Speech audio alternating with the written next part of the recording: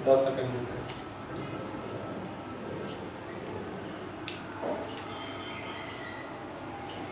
हाय, good evening. कल हम एक पहला वीडियो डाले थे, कुछ लोगों का कमेंट भी आया था। कल हम टॉपिक शुरू किए थे मैट्रिक्स, और मैट्रिक्स को हम डील भी किए थे, पढ़ाए भी थे। आज हम आगे पढ़ाएंगे। आप लोगों को हम बताए थे कि जब भी हम क्लास शुरू करेंगे तो कंटिन्यू करेंगे, पर डे शाम में हम स्टार्ट करेंगे और आप लोगों को हम पढ़ाएंगे। पर डे आपका मेरा वीडियो जाएगा और चैप्टर बाय चैप्टर जाएगा। आप लोगों को, हमको नहीं लगता है कहीं दिक्कत होनी चाहिए। अगर दिक्कत होगी तो आप कमेंट बॉक्स में लिखेंगे क्वेश्चन नंबर, फिर उसको हम रिपीट करते हैं। चलिए टाइम को देखते हुए आगे शुरू करते हैं। तो कल हम मैट्रिक्स के बारे में बताए थे, और उसको हम बताए थे ऑर्डर क्या होता है, मैट्रिक्स क्या होता है, ऑर्डर उसमें रो क्या होता है, कॉलम क्या होता है, ये सब सारी चीज़ बताया था कि ऑर्डर दिया हो तो मैट्रिक्स कैसे निकालते हैं, कोई मैट्रिक्स दिया हो तो रो कॉलम कैसे निकालते हैं, ये सब कल हम पढ़ाए थे। आज हम शुरू कर रहे हैं कि टाइप्स ऑफ मैट्रिक्स, जो कुछ पिछले एनसीईआरटी में कल हम जो बताए थे 3.1 में लगभग 7 या 8 तक क्वेश्चन बन जाएगा, 2-3 क्वेश्चन नहीं बनेगा। तो एनसीईआरटी में जो देता है ना कि मतलब जैसे आपके टेक्स्ट बुक में जो क्वेश्चन आएगा एकदम टाइप बाय टाइप अलग आएगा, लेकिन एनसीईआरटी में 2-3 मतलब मिला करके, टाइप को मिला करके देता है। तो इसके लिए हमको टाइप्स ऑफ मैट्रिक्स आज हम शुरू कर रहे हैं, उसका जो 2-3 क्वेश्चन है वो हम बता देंगे। क्लियर है? चलिए हम शुरू करते हैं types of matrix. Types of matrix में बहुत सारे टाइप्स होते हैं। देखिए टाइप्स ऑफ मैट्रिक्स में क्या होता है, पहला होता है रो मैट्रिक्स। पहला क्या होता है? Row matrix. दूसरा क्या होता है? Column matrix. पहला क्या होता है? Row matrix. दूसरा क्या होता है? Column matrix. तीसरा क्या होता है? Square matrix. तीसरा क्या होगा? Square matrix. चौथा क्या होगा? चौथा होता है आपका डायगोनल मैट्रिक्स। फिर आपका स्केलर आता है, फिर यूनिट आता है, बहुत सारा ऐसे करके आता है, फिर जीरो मैट्रिक्स आता है। ठीक है, तो हम एक एक कर करके आपको हम बताते हैं। ठीक है, और जब हम पढ़ा देंगे तो कुछ एनसीईआरटी आप लोग भी खोल करके देखेंगे। अगर कुछ चीज़ हमसे छूटता है तो आप हमको बताएंगे सर इसको दोबारा रिपीट कर दीजिए, तो हम करवा देंगे। लेकिन नहीं छूटेगा, लेकिन आप एनसीईआरटी थ्रोली पढ़ लीजिएगा एक बार। ठीक है, तो पहले के लिए टाइप्स ऑफ मैट्रिक्स में हम शुरू करते हैं रो मैट्रिक्स। देखिए रो मैट्रिक्स, रो मैट्रिक्स हम ज़्यादा डिटेल्स नहीं जाएंगे, आप लोगों को बस समझ में आना चाहिए। रो मैट्रिक्स बताएंगे, उसका एग्जांपल बताएंगे। हम लाइन बाय लाइन हम लिखवाने की कोशिश नहीं करेंगे, टाइम पास करने वाले काम हम नहीं करेंगे। चलिए समझिए रो मैट्रिक्स होता है क्या, समझिएगा। वैसा मैट्रिक्स जिसमें सिर्फ केवल एक ही रो, कल हम बताए थे रो क्या होता है। तो वैसा लाइन जो एक्स एक्सिस के पैरेलल उसको हम क्या कहते हैं? हॉरिजॉन्टल लाइन कहते हैं, और इसी हॉरिजॉन्टल लाइन को हम क्या कहते हैं? रो कहते हैं। कल बताए थे ना कि हॉरिजॉन्टल लाइन को हम रो कहते हैं, वर्टिकल लाइन को हम कॉलम कहते हैं। तो रो मैट्रिक्स होता है क्या है? रो मैट्रिक्स हॉरिजॉन्टल लाइन दोनों में अंतर है। रो मैट्रिक्स को हम मतलब मैट्रिक्स में मतलब क्या कि मैट्रिक्स कहने का मतलब उसमें ऑर्डर भी होगा, और क्या ऑर्डर के लिए रो भी होगा और कॉलम भी होगा। और डायरेक्ट अगर हम हॉरिजॉन्टल या वर्टिकल करते हैं तो उसमें रो कॉलम की जरूरत नहीं पड़ती। लेकिन यहाँ पे हम लोग क्या पढ़ रहे हैं? Row matrix. रो मैट्रिक्स होता क्या है?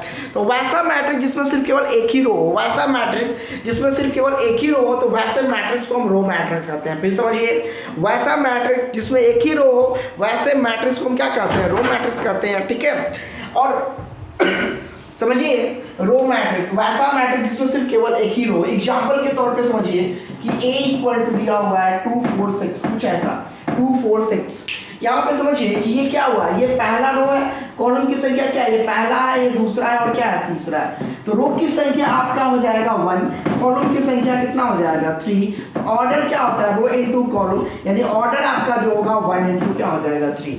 रो मैट्रिक्स यानी वैसा मैट्रिक्स जिसमें रो की संख्या एक हो, कॉलम कितना भी होगा उससे फर्क नहीं पड़ता है, लेकिन रो का सिर्फ केवल कितना होना चाहिए? एक होना चाहिए। यानी कि एक ही रो है, कॉलम बदल गया, 3 कॉलम है, तो उससे फर्क नहीं पड़ता, रो सिर्फ कितना होना चाहिए? एक ही होना चाहिए। अब देखिए दूसरा चीज आता है इसमें column matrix. Column matrix, column matrix होता क्या है समझिए। रो आपका क्लियर हो गया, अब कॉलम की हम बात कर लेते हैं। रो आपका क्लियर हो गया ना, रो में क्या बताया है? तो वैसा मैट्रिक्स जिसमें सिर्फ केवल एक ही रो हो, तो वैसे मैट्रिक्स को हम रो मैट्रिक्स कहते हैं। वैसा मैट्रिक्स जिसमें सिर्फ केवल एक ही रो हो, तो वैसे मैट्रिक्स को हम क्या कहते हैं? रो मैट्रिक्स कहते हैं। और एग्जाम्पल दिए 2 4 6, ठीक है। मैट्रिक्स तो बताया था कि इसके ब्रैकेट के अंदर रखते हैं, इसको ब्रैकेट यहाँ पे नहीं पढ़ेंगे, क्या पढ़ेंगे, मैट्रिक्स साइन पढ़ेंगे, ठीक है। तो रो की संख्या 1 है, कॉलम की संख्या 3 है, तो ऑर्डर क्या होता है, रो इनटू कॉलम, आर इनटू सी, यानी 1 इनटू 3, क्लियर है। अब देखिए कॉलम मैट्रिक्स होता क्या है, तो वैसा मैट्रिक्स जिसमें सिर्फ केवल एक ही कॉलम हो, वैसा मैट्रिक्स जिसमें सिर्फ केवल एक ही कॉलम हो, तो वैसे मैट्रिक्स को हम कॉलम मैट्रिक्स कहते हैं। फिर समझिए, वैसा मैट्रिक्स जिसमें सिर्फ केवल एक ही कॉलम हो, तो वैसे मैट्रिक्स को हम क्या कहते हैं, कॉलम मैट्रिक्स कहते हैं। एग्जाम्पल देखिए, एग्जाम्पल में समझिए कि a इक्वल्स टू दिया हुआ है 2 4 6, कुछ ऐसा 2 4 6 कुछ ऐसा दिया हुआ है। तो यहाँ पे समझिएगा ये क्या हुआ, इसका पहला रो, ये इसका क्या हुआ दूसरा रो, ये इसका क्या हुआ तीसरा रो। तो यहाँ पे देखिए रो की संख्या कितना दिया हुआ है, रो की संख्या आपका 3 है, कॉलम की संख्या क्या है, कॉलम सिर्फ 1 है, तो कॉलम की संख्या क्या है 1। ऑर्डर क्या होता है, रो इनटू कॉलम, यानी ऑर्डर इक्वल टू 3 इनटू कितना होगा 1, ऑर्डर इक्वल टू क्या होगा 3 इनटू 1। तो हम बताए थे कि वैसा मैट्रिक्स जिसमें सिर्फ केवल एक ही कॉलम हो, तो वैसे मैट्रिक्स को हम क्या कहते हैं, कॉलम मैट्रिक्स। वैसा मैट्रिक्स जिसमें सिर्फ केवल एक ही कॉलम हो, तो वैसे मैट्रिक्स को हम क्या कहते हैं, कॉलम मैट्रिक्स। इसमें भी क्या है, एक ही कॉलम है, इसको हम क्या कहेंगे, कॉलम मैट्रिक्स। क्लियर है आपका, क्लियर है। अब चलते हैं आगे, मिटाते हैं इसको। समझिए, रो बताएं, कॉलम बताएं। अब आगे देखिए,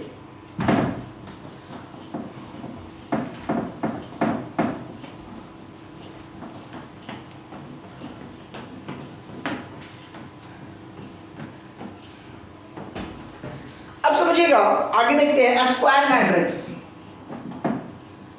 स्क्वायर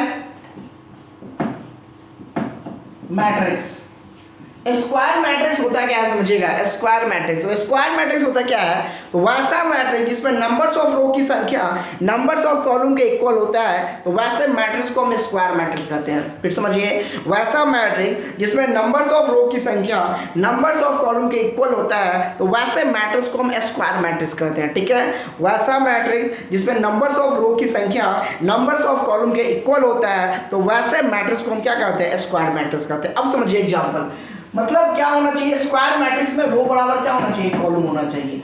स्क्वायर मैट्रिक्स में रो बराबर क्या होना चाहिए, कॉलम होना चाहिए, यानी जितना रो होना चाहिए उतना ही क्या होना चाहिए, कॉलम होना चाहिए। एग्जाम्पल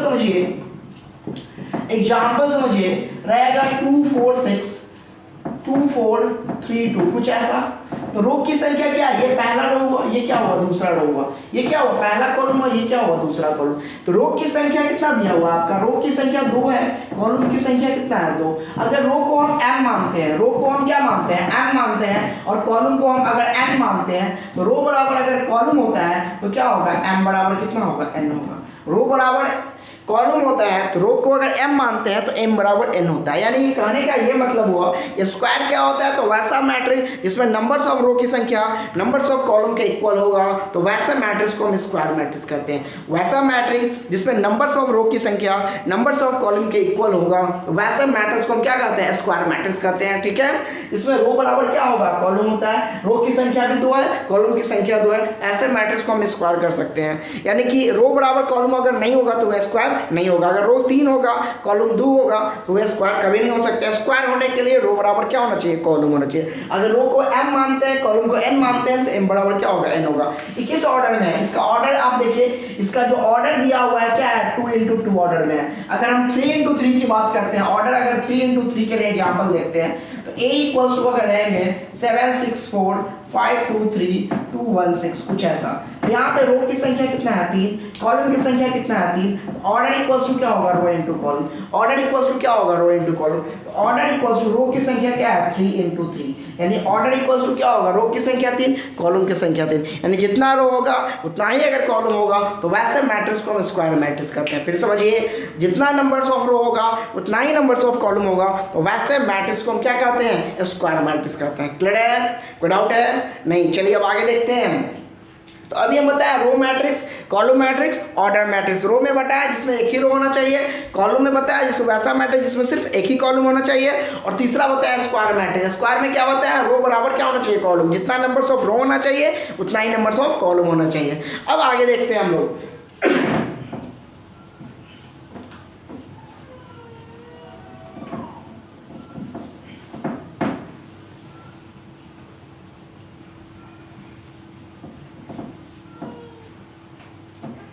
आगे देखते हैं, समझिए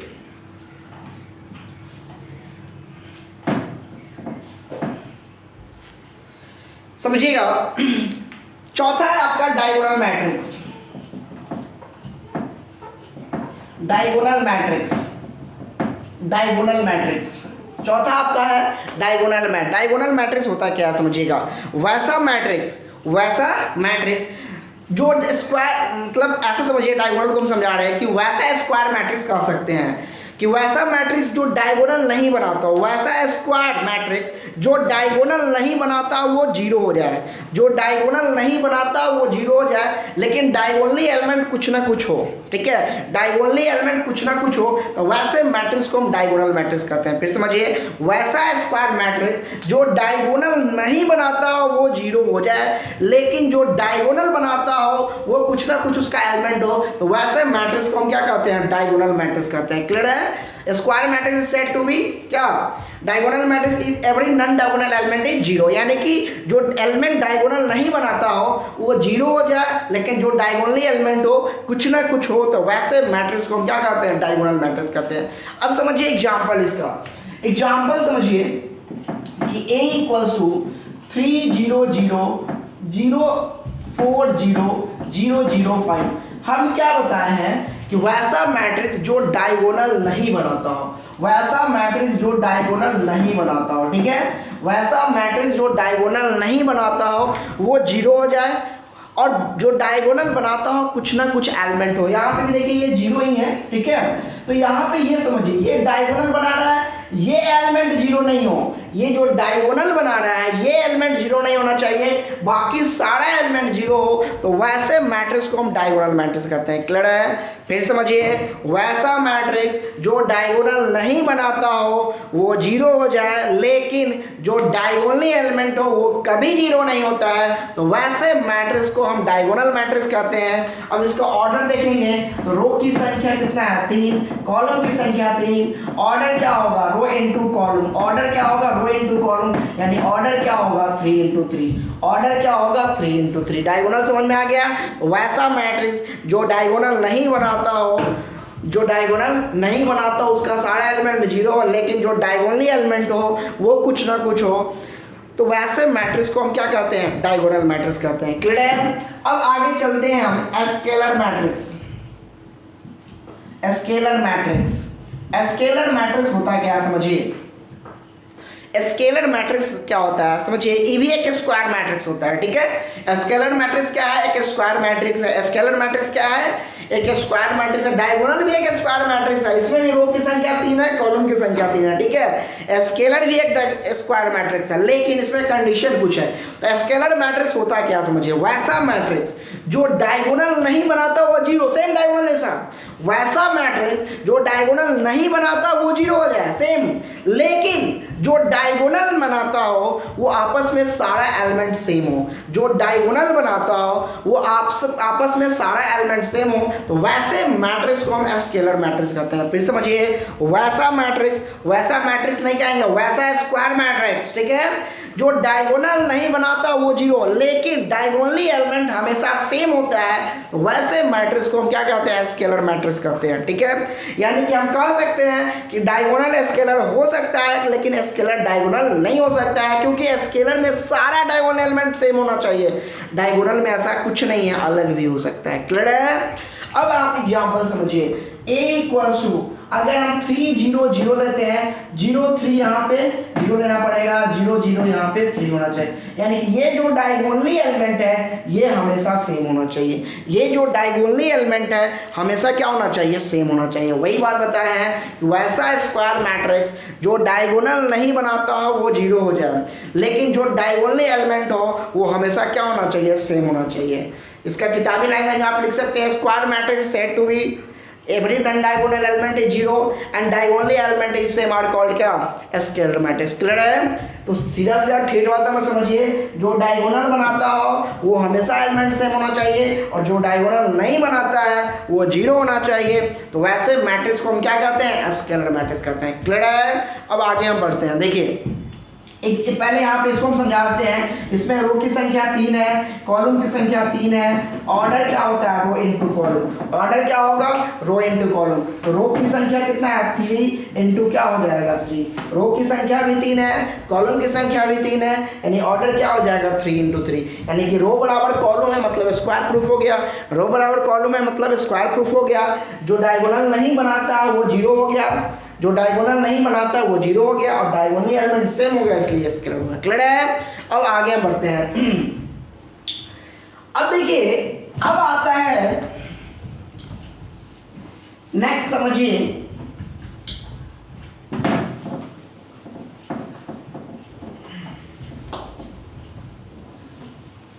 आता है अब unit matrix. Unit matrix, unit matrix. Unit matrix को हम डिनोट करते हैं कैपिटल आई से। यूनिट मैट्रिक्स को डिनोट करते हैं हम कैपिटल आई से, ठीक है। यूनिट मैट्रिक्स को हम कैपिटल आई से डिनोट करते हैं। अब समझिए यूनिट मैट्रिक्स होता क्या है। यूनिट मैट्रिक्स होता क्या है? अब देखिए, डायगोनल, स्केलर और यूनिट सब एक ही तरह का है, समझना सिर्फ अलग अलग है। समझिए यूनिट मैट्रिक्स होता है क्या? तो यूनिट भी एक स्क्वायर मैट्रिक्स होता है। यूनिट मैट्रिक्स भी क्या है? स्क्वायर मैट्रिक्स होता है। क्लियर है? तो वैसा स्क्वायर मैट्रिक्स जिसका डायगोनली एलिमेंट जो सेम हो, सेम मतलब क्या? हमेशा 1 होना चाहिए। वैसा स्क्वायर मैट्रिक्स जिसका डायगोनली एलिमेंट हमेशा 1 होना चाहिए, न 3 न 4 न 5 न 6, कुछ नहीं। डायगोनली जितना भी एलिमेंट है वो सब 1 होना चाहिए, बाकी टोटल एलिमेंट 0 हो, तो वैसे मैट्रिक्स को हम क्या कहते हैं? Unit matrix. क्लियर है? फिर समझिए, हम तीनों में फिर बाद में हम डिफरेंस भी बता देंगे।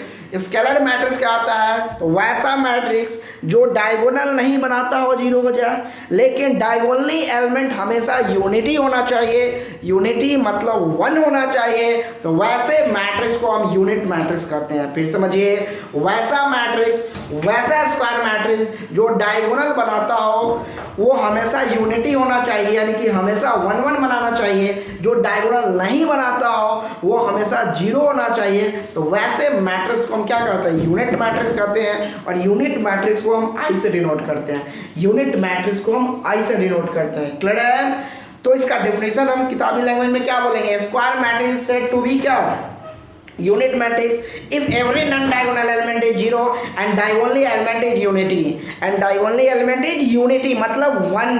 वैसे मैट्रिक्स जो डायगोनल नहीं बनाता वो 0 हो जाए, लेकिन डायगोनली एलिमेंट हमेशा यूनिट होना चाहिए, तो वैसे मैट्रिक्स को हम क्या कहते हैं? यूनिट मैट्रिक्स कहते हैं। अब देखिए, ये चीज़ बहुत इंपॉर्टेंट है क्योंकि पूरा मैट्रिक्स में इस आई का वैल्यू का यूज होता है। यूनिट मैट्रिक्स को हम आई से डिनोट करते हैं, यूनिट मैट्रिक्स को हम आई से डिनोट करते हैं, और इसका 2 इंटू 2 ऑर्डर में भी वैल्यू हमेशा याद रखेंगे, और 3 इंटू 3 ऑर्डर में भी इसका वैल्यू हम याद रखेंगे। समझिए, यहाँ पे ऑर्डर जब 2 इंटू 2 रहेगा तो आई जो होगा वो 1 0 0 1 होता है। ऑर्डर जब 2 इंटू 2 होगा तो आई जो लेंगे 1 0 0 1 लेंगे, और ऑर्डर जब 3 इंटू 3 होगा तो आई का जो वैल्यू होगा 1 0 0 0 1 0 0 0 1 होगा। क्लियर है? फिर समझिए, ऑर्डर जब 2 इंटू 2 के फॉर्म में होगा तो आई का जो वैल्यू लेंगे 1 0 0 1 लेंगे।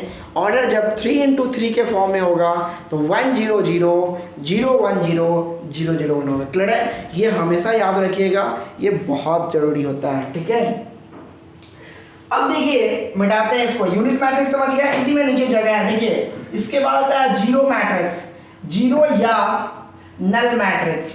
नल मैट्रिक्स, जीरो या नल मैट्रिक्स, जीरो या नल मैट्रिक्स। जीरो मैट्रिक्स समझिए, तो वैसा मैट्रिक्स स्क्वायर मैट्रिक्स भी कह सकते हैं, बिना स्क्वायर मैट्रिक्स भी कह सकते हैं। ठीक है? जरूरी नहीं है। वैसा मैट्रिक्स जिसका सारा एलिमेंट 0 हो, वैसा मैट्रिक्स जिसका सारा एलिमेंट 0 हो, तो वैसे मैट्रिक्स को हम जीरो मैट्रिक्स कह सकते हैं या नल मैट्रिक्स कहते हैं। फिर समझिए, वैसा मैट्रिक्स जिसका सारा एलिमेंट 0 हो, तो वैसे मैट्रिक्स को हम जीरो मैट्रिक्स कहेंगे या नल मैट्रिक्स कहेंगे। इसको डिनोट हम किससे करते हैं? इसको 0 से। ठीक है? 0 या वो जो पढ़ना है पढ़ लीजिए। ठीक है? इसको डिनोट हम 0 से भी कह सकते हैं, या वो बात सेम ही हुआ, दोनों सेम ही होता है। अब देखिए एग्जाम्पल समझिए, जीरो क्या होगा, सारा एलिमेंट जीरो जीरो जीरो, कुछ भी ऑर्डर हो सकता है, रो और कॉलम से मतलब नहीं है, कुछ भी ऑर्डर हो सकता है क्योंकि ये स्क्वायर ये नहीं है, स्कीम करना नहीं है, ठीक है।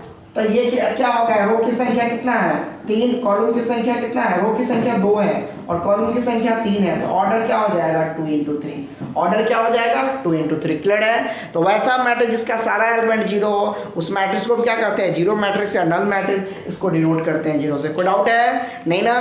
तो अभी हम क्या बताए हैं, यूनिट मैट्रिक्स, उसके पहले स्केलर, उसके पहले डायगोनल, उसके पहले स्क्वायर, उसके पहले कॉलम, उसके पहले रो, फिर लास्ट में क्या है अभी बताया है, जीरो मैट्रिक्स या नल मैट्रिक्स, क्लियर है।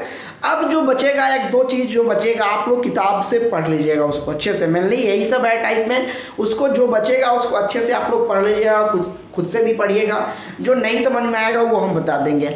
अब कल क्वेश्चन जो हम 8 तक बता चुके थे, 8 तक क्वेश्चन हम बता चुके थे, लास्ट का शायद 3 या 2 क्वेश्चन था, उसको आज हम बता के चैप्टर कंप्लीट कर देते हैं, फिर कल से नया एक्सरसाइज शुरू करेंगे, ठीक है। अब देखिए ये कि कोई डाउट नहीं, क्लियर है। अगर दिक्कत होगा तो आप कमेंट कीजिएगा या आप मेरे मोबाइल नंबर पे भी फ़ोन कर सकते हैं, बेशक आपको हम बताएंगे, टेंशन मत लीजिएगा, ठीक है। आप समझिए,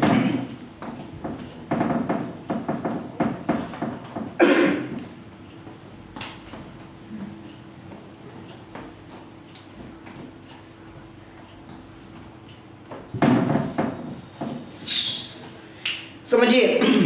अब आगे चलते हैं हम, कल जो क्वेश्चन हम बताए थे उसमें कुछ क्वेश्चन है, इसमें एक क्वेश्चन है 8 नंबर क्वेश्चन, 8 नंबर क्वेश्चन देखिए, 8 नंबर क्वेश्चन है a equals to ai ij m into n, m into n is square matrix, ठीक है। ऑप्शन 4 में है, पहला दिया हुआ है m लेस देन, दूसरा दिया हुआ है m ग्रेटर देन n, तीसरा दिया हुआ है m बराबर n और चौथा दिया हुआ है नन ऑफ दिस, इनमें से कोई नहीं, नन ऑफ दिस, क्लियर है। अब देखिए इसमें ऑप्शन कौन होगा वो समझिए, देखिए यहाँ पे देखिए पकड़ने का क्वेश्चन तरीका समझिए, यहाँ पे क्या कर रहा है कि ये कुछ भी दिया हो, ये कोई मैट्रिक्स है लेकिन जो भी मैट्रिक्स है वह स्क्वायर मैट्रिक्स है, समझिए। यहाँ पे ये कोई मैट्रिक्स है लेकिन जो भी मैट्रिक्स है वो क्या है, स्क्वायर है। तो स्क्वायर मैट्रिक्स में अभी हम बताया है कि वैसा मैट्रिक्स जिसमें नंबर्स ऑफ रो की संख्या नंबर्स ऑफ कॉलम क्या होना चाहिए, सेम होना चाहिए। वैसा मैट्रिक्स जो इसमें नंबर्स ऑफ रो की संख्या नंबर्स ऑफ कॉलम के सेम होना चाहिए, तो वैसे मैट्रिक्स को हम क्या कहते हैं, स्क्वायर मैट्रिक्स कहते हैं। वैसे मैट्रिक्स को क्या कहते हैं, स्क्वायर मैट्रिक्स कहते हैं। तो यहाँ पे देखिए कंफ्यूज करने के लिए दिया हुआ ए इक्वल टू इस फॉर्म में दिया हुआ है, हो सकता है कोई मैट्रिक्स होगा, कुछ भी मैट्रिक्स हो सकता है, लेकिन अगला स्टेप क्या दिया हुआ है, स्क्वायर मैट्रिक्स का मतलब ये क्या हुआ कि ये फिक्स है कि रो बराबर कॉलम वाला चीज है, ठीक है। तो ये तो होगा नहीं तो ये गलत हो गया, ये तो होगा नहीं तो ये गलत हो गया। तो रो बराबर कॉलम, अगर रो मान लीजिए कि यहाँ पे m है क्योंकि m इंटू n ऑर्डर में दिया हुआ है, m इंटू n ऑर्डर मतलब क्या है, ये रो को रिप्रेजेंट कर रहा है और n कॉलम को रिप्रेजेंट कर रहा है। m जो है रो को रिप्रेजेंट कर रहा है और n क्या है, कॉलम को रिप्रेजेंट कर रहा है, यानी कि m बराबर n होगा तब ये स्क्वायर होगा, नहीं तो नहीं होगा। इसके लिए ऑप्शन कौन हो जाएगा, तीसरा आपका राइट आंसर होगा, ठीक है। यानी पहला दूसरा गलत होगा, तीसरा आपका सही आंसर होगा m बराबर n, क्योंकि ये स्क्वायर मैट्रिक्स है, क्लियर है। आगे क्वेश्चन देखिए, आगे क्वेश्चन है, क्वेश्चन दिया हुआ है समझिए। इसके बाद क्या तो क्वेश्चन आपसे बन जाएगा, एक्स वाई वाला वैल्यू निकल जाएगा 9 में, एक्स वाई वाला भी समझा देगा, देख लीजिए। यहाँ पे दिया हुआ है 3x + 7, 3x + 7 y + 1, फिर दिया हुआ है 5 2 - 3x इक्वल्स टू दिया हुआ है आपका कितना दिया हुआ है, 0 दिया हुआ है, 8 दिया हुआ है, y - 2 दिया हुआ है और 4 दिया हुआ है, 8 दिया हुआ है। अब देखिए यहाँ पे एक्स वाई का वैल्यू निकालना है, एक्स वाई का वैल्यू निकालना है, ठीक है।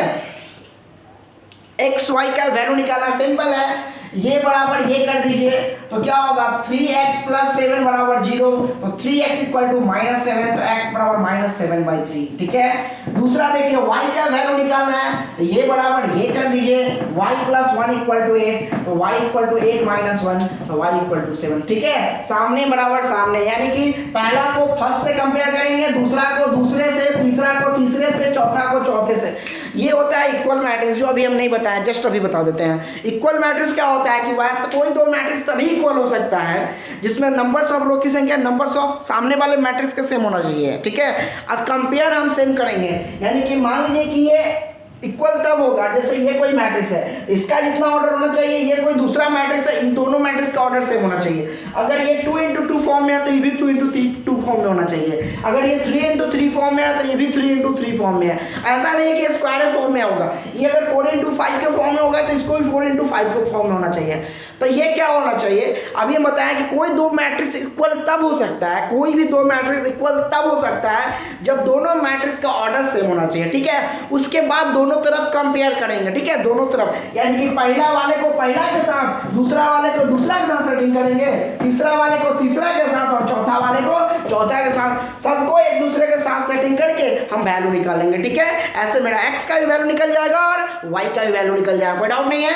अब आगे देखते हैं, समझिए, ये हो गया आपका, मिटाए ना, समझिएगा, दिक्कत होगा कमेंट कीजिएगा। अब देखिए आगे,